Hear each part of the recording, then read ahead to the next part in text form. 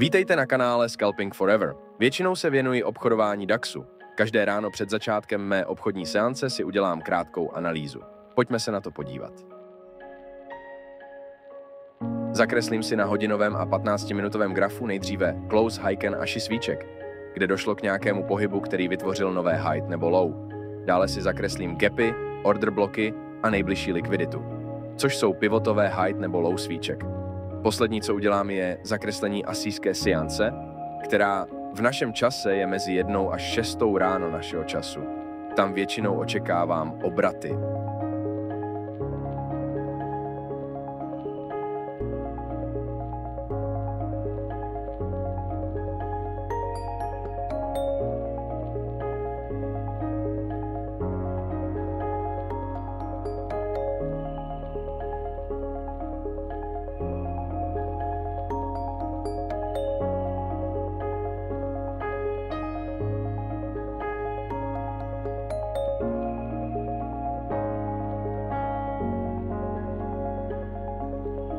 Zkontroluji makroekonomická data, aby nás nic nepřekvapilo.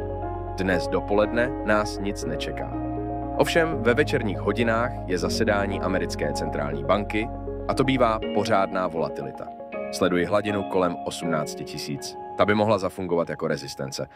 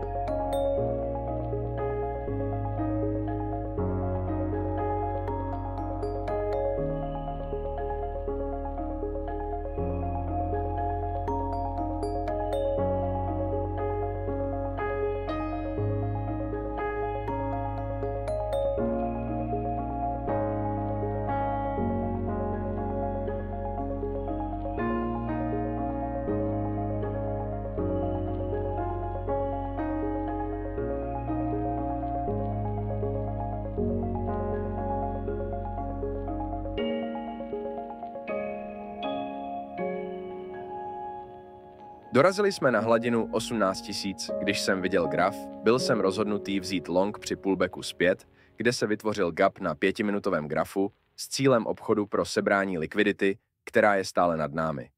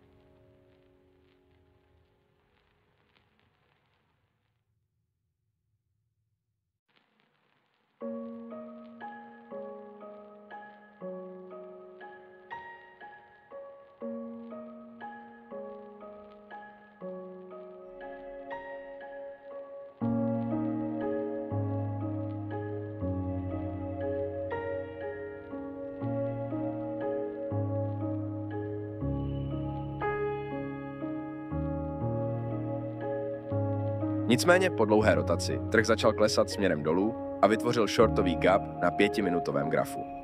Dospěl jsem k názoru, že trh by mohl klesat dál. Proto jsem obchod ukončil na poloviční ztrátě.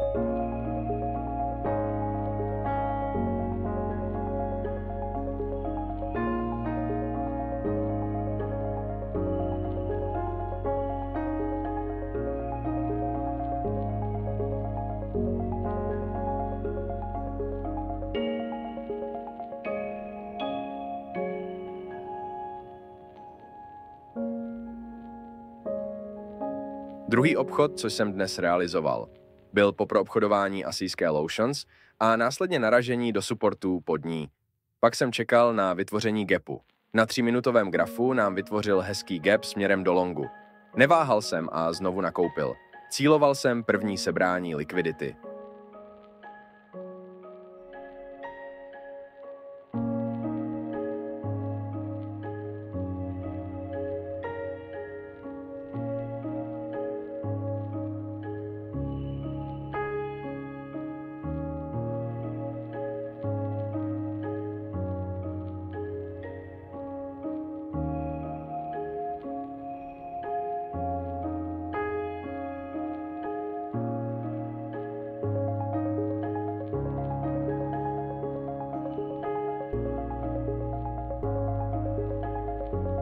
Dnešek jsem zakončil neutrálně. 1 zisk a 1 ztráta. Nicméně jsem skončil den v malém zisku, protože u prvního tradu jsem přehodnotil situaci a vyskočil z obchodu dříve.